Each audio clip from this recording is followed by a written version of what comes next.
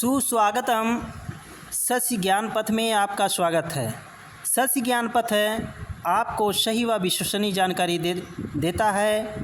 आपको सफलता दिलाने वाला चैनल सस्य ज्ञान पथ है। हर शिक्षक की पहली पसंद सस्य ज्ञान पथ है। हमारे प्रिय प्रतियोगियों, आज हम हिंदी व्याकरण में हिंदी भाषा की उत्पत्ति प्रकरण पर पढ़ाएंगे।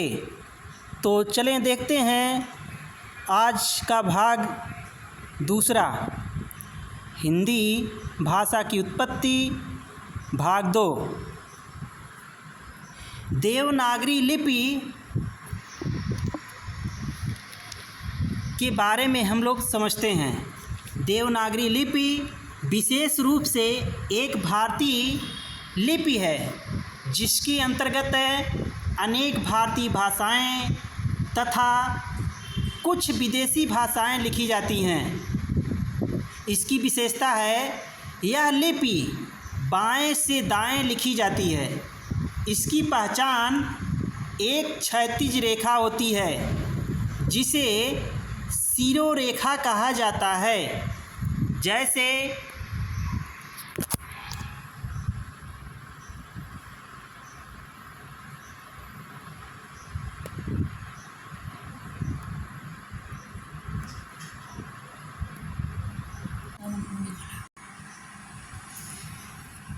शिरोरेखा, जैसे देखा जाए कमल आपका शब्द है।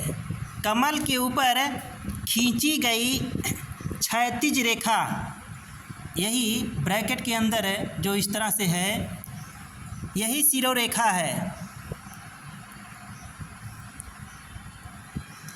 देवनागरी लिपि में लिखी जाने वाली प्रमुख भाषाएं हिंदी, संस्कृत, पाली, मराठी, कोंकणी, सिंधी, कश्मीरी, भोजपुरी, मगही, बोडो, डोगरी, मैथिली, संथाली, राजस्थानी,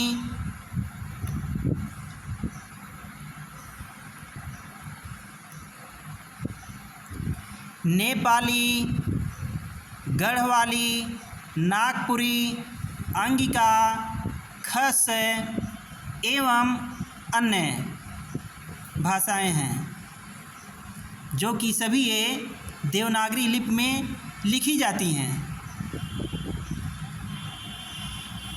भारत के पूर्व प्रधानमंत्री डॉक्टर मनमोहन सिंह ने 10 जनवरी सन 2006 को प्रत्येक वर्ष भारत में विश्व हिंदी दिवस मनाए जाने की घोषणा की थी।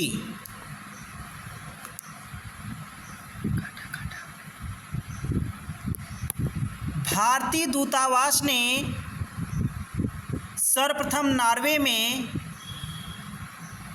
विश्व हिंदी दिवस मनाया था।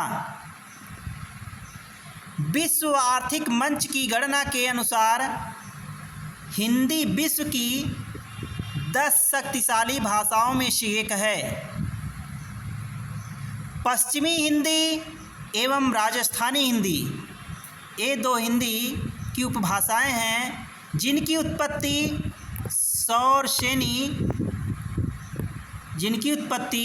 सौरसेनी अपभ्रंश से विकसित हुई उपभाषाएं हैं।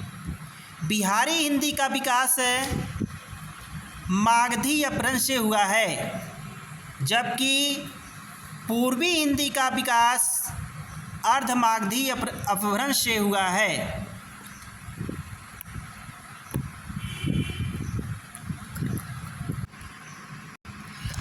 अब इसके आगे हम लोग अपभ्रंश के विषय में जानकारी प्राप्त करते हैं।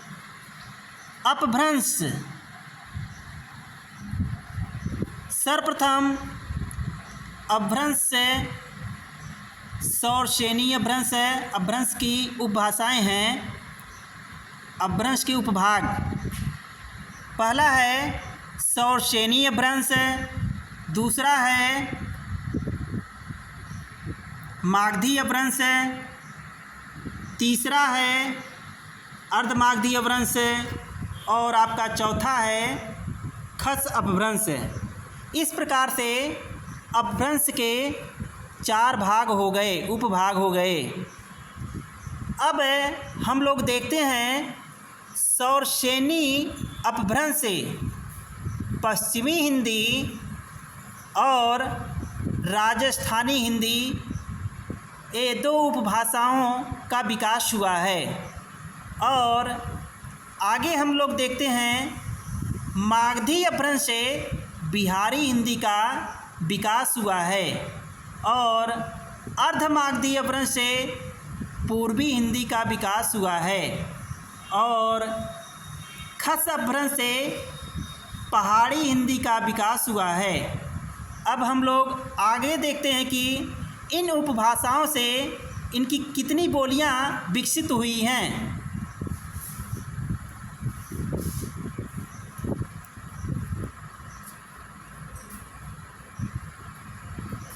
अब हम लोग देखते हैं कि पश्चिमी हिंदी से खड़ी बोली, ब्रजभाषा, कन्नौजी, बुंदेली, बांगरू, इस प्रकार से पश्चिमी हिंदी से 5 बोलियां विकसित हुई हैं। और आगे देखते हैं हम लोग राजस्थानी हिंदी से ढूंढाड़ी, मेवाती, मारवाड़ी,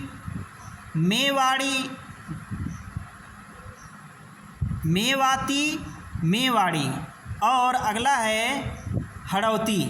इस प्रकार से राजस्थानी हिंदी से 5 बोलियों का विकास यहाँ आपके सामने है। जबकि आप लोग जानते हैं जयपुरी या ढूंढाड़ी यह राजस्थान के पूर्वी भाग में बोली जाती है और मेवाती बोली आपके राजस्थान के दक्षिणी भाग में बोली जाती है और मारवाड़ी राजस्थान के पश्चिमी क्षेत्र में बोली जाती है और मेवाड़ी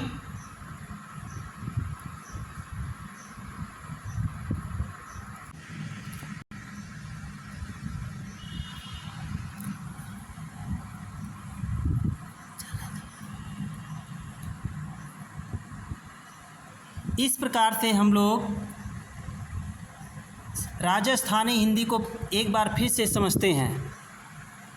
राजस्थानी हिंदी की बोलियों में ढूंढाड़ी या जयपुरी यह बोली राजस्थान के पूर्वी क्षेत्र में बोली जाती है। मेवाती बोली राजस्थान के उत्तरी भाग में बोली जाती है। मारवाड़ी बोली राजस्थान के पश्चिमी क्षेत्र में बोली जाती है और मेवाड़ी या मालवी, मेवाड़ी को मालवी भी बोलते हैं, यह बोली राजस्थान के दक्षिण क्षेत्र में बोली जाती है। यह जो हड़ौती दिया हुआ है इसी में अन्य नामों के उपभाग में आते हैं। इस प्रकार से हम लोग राजस्थानी हिंदी की 4 बोलियों को समझेंगे। अब अगला आपका उपभाषा है बिहारी हिंदी। बिहारी हिंदी के अंतर्गत 3 बोलियां हैं। Number 1 Magahi, number 2 Maithili, number 3 Bhojpuri और आपका अगला उपभाषा है पूर्वी हिंदी। पूर्वी हिंदी के अंतर्गत अवधी, बघेली, छत्तीसगढ़ी 3 बोलियां हैं और पहाड़ी हिंदी उपभाषा के अंतर्गत गढ़वाली, कुमाऊनी ये 2 बोलियां आती हैं। इस प्रकार से हम लोगों ने कुल 17 बोलियों को देखा। आयोग ने पीजीटी की परीक्षा में 17 बोलियों को माना है, जबकि सभी किताबों में दिया होता है कि कुल 18 बोलियां होती हैं, लेकिन पीजीटी में आयोग ने केवल 17 बोलियों को सही माना है।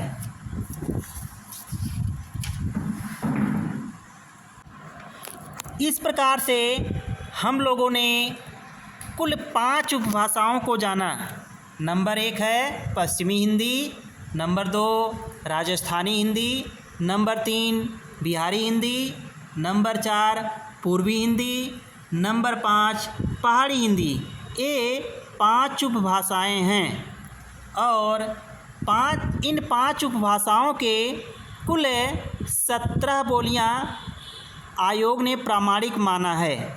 इस प्रकार से आपका तथ्य यहाँ पर आज का समाप्त हुआ।